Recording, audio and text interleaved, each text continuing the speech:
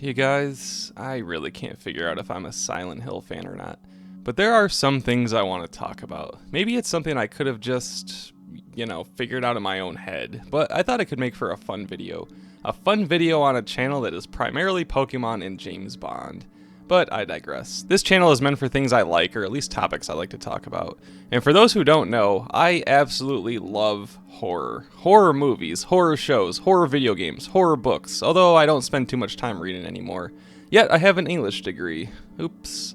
But anyways, even though I clearly love Pokemon and have for many, many years, my actual favorite video game series of all time is Resident Evil.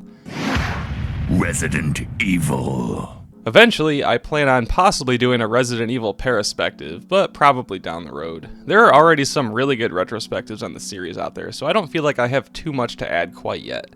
So allow me to indulge and set the stage for why I'm making this video. This will not be a review of any Silent Hill games, but more my history with it to explain why I can't figure this out. We're just talking.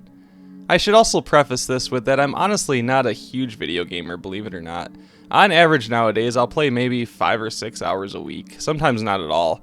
So I take my time with games and only end up beating a handful of them each year. So the year is 2000. I've talked about this before as well, but my friend James and I made a jaunt to our local Blockbuster one day to rent a couple games for the weekend. I was 14, he was 13.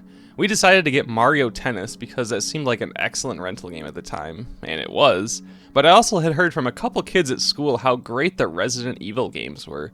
But I was absolutely not into horror at the time. So what did we decide to get for our second rental? Why, Resident Evil 2 for the Nintendo 64, of course. I think we were feeling brave, or like we were growing up or whatever. That cover is pretty intriguing. We absolutely loved it, but we were both terrified of it at the same time. I don't remember if we ended up beating the game or not, or making it a second rental or what, but it all began for me right there. It was shortly after this time, and probably late 2001, when my friend Shane decided to bring over his PlayStation 2, because we were strictly a Nintendo household, so the N64 was all I had. But he brought along a new game that he just acquired for it, Silent Hill 2. I only ended up watching him play, but dear God, it was an experience to watch. Resident Evil 2 was scary, but it was also fun scary. You go through that game in the police station and the sewers, mowing down zombies with handguns and automatic weapons, and it was a blast. Then I see Silent Hill 2 for the first time. It looked like the scariest thing I've ever seen. I still was not into horror movies, as that wouldn't become a thing until my early 20s, but I couldn't look away from this game. The intense fog that permeates around you, the eerie silence, the buzzing of the radio when enemies are nearby, the unsettling enemies themselves. I mean, this thing was ambitious. I had never really heard of or seen Silent Hill 1 anywhere, so this was my introduction to the series. And it had a real serious story filled with symbolism and all that jazz, and putting critical thought into it only improved the game. Then Shane went home, beat the game on his own time, and I didn't really think of it much after that. So then I was crazy excited for when the remake of Resident Evil came out for the GameCube in 2002, even though I had never played the original version. My brother was the one who ended up getting that and let me borrow it, and I loved it. Then Resident Evil 0 came out that same year, and I actually really enjoyed that too, at least at the time. He also ended up getting the ports of Resident Evil 2, 3, and Code Veronica X for the GameCube, and eventually Resident Evil 4 in 2005, all of which I went through and completed. He's a bit older than me, so he actually had a legit job with money, and I didn't. I was a full-on fan of Resident Evil at that point though, especially when RE4 came out. But it was also around this time when I had recently purchased an original PlayStation 1 from someone online, either eBay or whatever, it doesn't matter. But I also chose to purchase Silent Hill 1 to experience it for the first time. Now, keep in mind I was so incredibly into Resident Evil 4 at this time. It's one of those games where I feel like every fan of it has played through it numerous times, and I'm no exception. It's still one of my favorite games of all time. So going from the excellent graphics and superb gameplay at the time down to Silent Hill 1, well, let's just say it took some getting used to. The controls are not the best, and even though the very aged PS1 graphics has its own charm, it's always looked pretty ugly to me. Yeah, the PS1 has aged pretty poorly, but this can also work to its advantage. Just look at some recent games that Puppet Combo has put out. They channel those PS1 graphics perfectly. Silent Hill tells the story of Harry Mason driving one night with his daughter Cheryl. After swerving to miss hitting someone on the road, they crash, and once Harry comes to, his daughter is missing. The game begins with you as Harry exploring the seemingly abandoned town of Silent Hill. There is constant fog and snowfall and practically nobody around anywhere. Harry soon encounters hostile creatures, a couple creepy cryptic characters, and the psychological horror begins. It's such a simple and scary premise for a game. After eventually adapting to the controls, I did start to enjoy the game and honestly thought it was pretty horrifying and scarier than any Resident Evil game. I loved it. But the terrible cryptic dialogue was always a thing that never really gelled with me. It wasn't funny bad like a lot of RE games were. What's that? Huh. Radio. What's going on with that radio? Well, maybe some of it is. I decided I had to continue this series though, but I also wanted my brother to experience it as well. I found a used PlayStation 2 online, got my own copy of Silent Hill 2, and gave my brother the PS1 for Christmas one year, along with my copy of Silent Hill 1 for him to borrow. I think he played it maybe once and never really got into it. But when I first played through Silent Hill 2, oh boy. Silent Hill 2 tells a completely different story from 1 as it follows a man named James Sunderland who gets a letter from his recently deceased wife telling him to go to their place in Silent Hill. Thinking he may be going crazy, he decides to go there to see if it's really from her or not. The graphics and gameplay were so much more improved on this game. The story was deeper, the voice acting was better, parts of it were even scarier, and I now understood why Pyramid Head became so popular. Although, maybe too popular. One of the first areas in the game is exploring a dark, abandoned apartment building, and wow, was it creepy. When you first see Pyramid Head through those bars, that was an instant chill. I felt so uneasy turning corners, opening new doors, and exploring these two buildings. I now thought this was the scariest game I've ever played.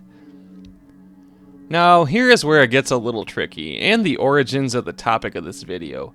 I absolutely wanted to continue on with this series, and by this point, Silent Hill 3 and 4 were both out, so I was feeling like I was getting behind. I used trusty ol' Amazon to buy a copy of Silent Hill 3, but ended up taking the chance and getting the PC version instead of the PS2 version. I think it was significantly cheaper at the time, but the problem was, our household computer was pretty old at this point. I got the game and it would not work properly. The video was choppy and barely functional and generally unplayable. My brother had a better computer, now living in a different house with his wife, so he allowed me to go over to his house to install it and play it one night. It took forever to install, but I finally got it to work. I played it for a little, and it really wasn't doing it for me. Maybe because for me to even play it, I would have to go over to their house, and I did not have a car at the time, so I eventually just gave up and sold it. Then the Silent Hill movie came out in 2006. And while I liked some of it, the movie didn't really impress me all that much. Some year or two later, I did end up buying the PS2 version of Silent Hill 3. It was maybe 2007 or 2008 at this point, and the next game, Silent Hill Origins, was already out.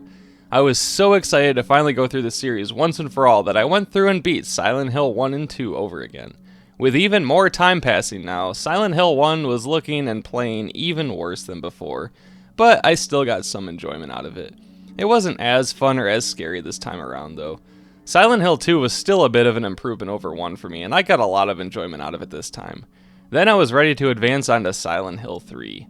But here's the thing, after beating the first two in a relatively short time frame, I think I was just kinda burnt out on Silent Hill. I played through the intro of 3 and I got slightly further than the first time, but then I just kinda stopped.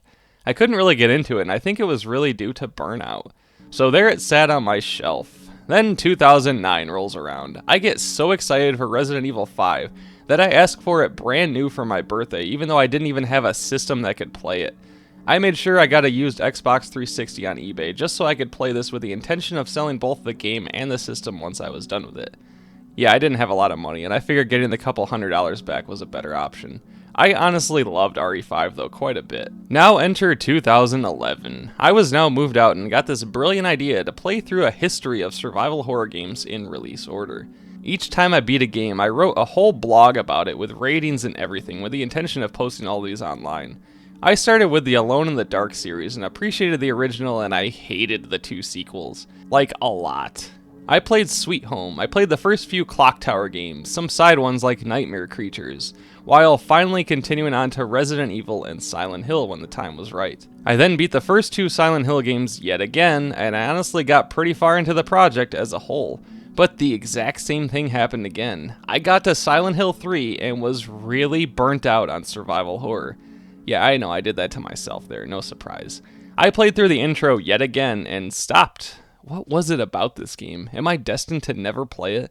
I simply didn't really want to, and I couldn't figure out why. It kinda killed the project for me, although all of these game reviews are on some flash drive somewhere. I should try and find those again sometime. So if you know the Silent Hill series at all, you know there hasn't been a legit game release since 2012. That's an entire decade without any releases, other than PT, which isn't technically a game. I remember Silent Hill Downpour was due out soon, and that was going to be the last one in the project at the time, also not realizing it was going to be one of the last Silent Hill releases to this day. And that's still not even where the story ends. Many, many years go by. Enter 2019. My life is now way different than it was in 2011. So as I keep looking at my game collection, I'm just like, man, I really need to play that Silent Hill 3. So instead of just putting the game in and playing it, what do? I decide to go through Silent Hill 1 and 2 now for like the 4th time each. We are so far advanced in terms of graphics and video gaming by 2019 that Silent Hill 1 continues to look and play even worse than it did before, when I already thought it looked worse than it did before that. I honestly found it to be a bit of a chore to get through this time. I didn't really like the game much anymore, to be completely honest. But I remembered, well, it gets better in Silent Hill 2. So after a little time passed, I played through that one again, and a similar thing happened, although not to the same extent. I really wasn't finding it all that fun to play. By the time I got to the hotel at the end, I really just wanted the game to be over. And I had a theory as to why. The series, by design, is meant to unsettle you. You are seeing horrifying creatures as depicted by what these characters are subconsciously experiencing, sort of like your inner fears and guilt. So it finally hit me. The enjoyment factor really isn't there for me anymore. I would play for an hour or two and just feel unhappy. I fully realize that it is not a happy series in any way, and it isn't meant to be, but at this point in my life, my reaction to playing it was, why am I doing this? I am not really having fun, and I'm feeling down after each session. So these games that I originally viewed and loved as scary experiences in my teens and 20s now just come across as depressing. These are feelings I do not have with Resident Evil games, since those range from either comically bad What is it? Watch out! It's a monster! Let me take care of this. to excellent. But those are still meant to be fun horror and not meant to be taken too seriously. Silent Hill is meant to be taken pretty seriously due to the subject matter. I was 33 in 2019 and had a completely different outlook on life than I did in 2011. So I beat Silent Hill 2 and honestly debated on if I should even move on to 3 or not. Do I really want to go through and bring these sad and depressed feelings onto myself again? I decided to give it some time, and I played some more lighthearted games instead. Then enter 2020. I don't need to go into 2020. We all know what happened that year. I still remained working in my job though, as we were considered essential workers. But April of 2020 is also when I started the Paraspectre channel, so it's not a complete loss. So let me take a second to discuss something actually personal about me. Ever since June of 2020, I have suffered with chronic insomnia. I had to work a week of overnights then, and my entire sleep schedule got completely out of whack. I do take some medication for sleeping, but every once in a while, even to this day, I'll have a string of days of difficulty sleeping. It's honestly the absolute worst, and I envy people who can fall asleep with little problem. But the reason I'm bringing this up is, I decided to start my Silent Hill 3 game days before my insomnia started. Can you believe that? I played through the intro probably for the 5th time now and made the executive decision to stop playing it.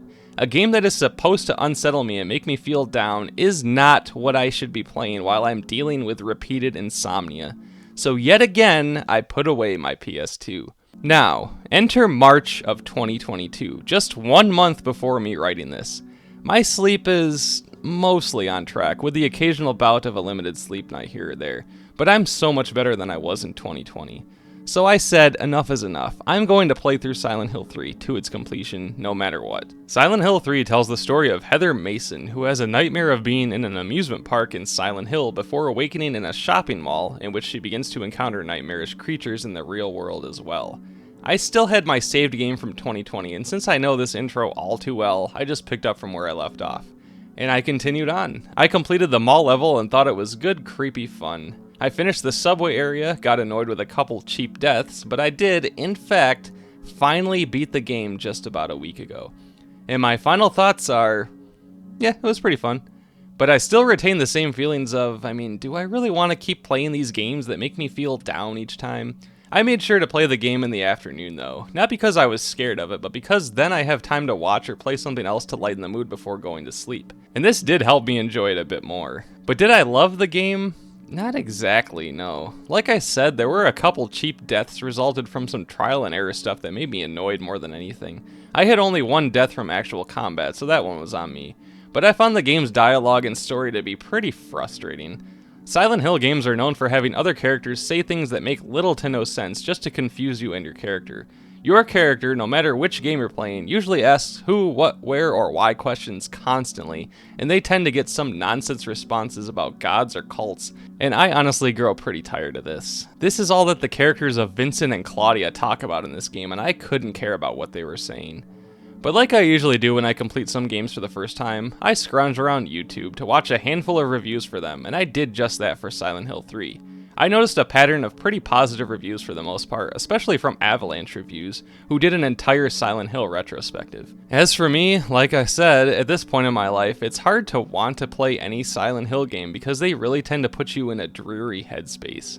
But by design. The combat isn't really all that great, but again, by design. At least in these first 3 games, you are playing as average people who have never maybe used any weapons like these before, so they aren't going to be strong or skilled. So the stories are often way too cryptic, I never feel good after playing them, the combat isn't too engaging, and this is apparently going to be a real hot take, and please don't get mad at me for this, because I feel like I'm way alone on an island for this one. But I really don't like the music in these games. Funny enough, I'm not talking about the industrial metal clanging and banging scores that they can have.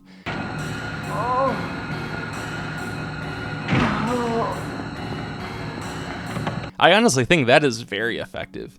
I'm talking like the actual songs with vocals and instruments.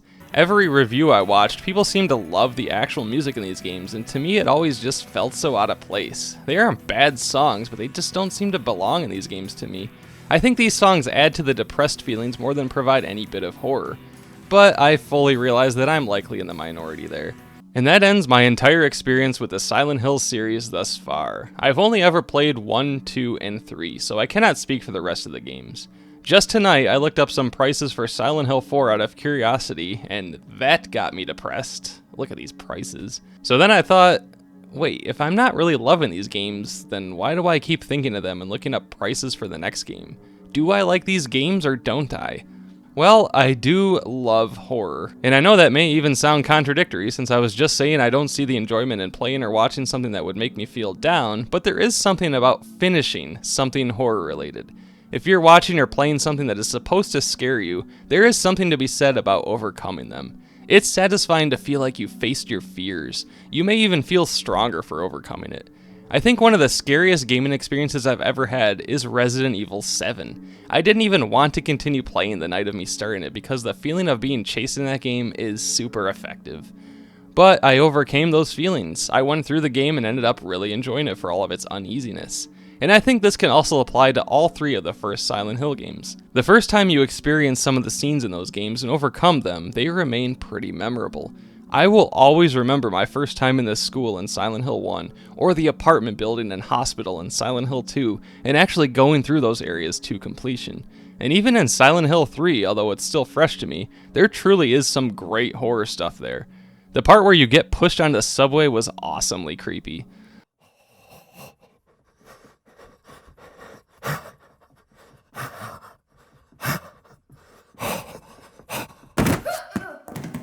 So ultimately, I think I'm more drawn to the true horror moments of these games rather than the story.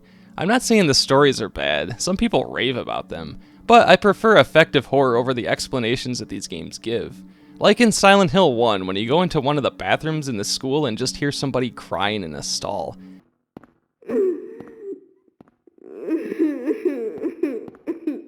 In a deserted school, or Pyramid Head's first introduction in Silent Hill 2, or the mannequin room in Silent Hill 3,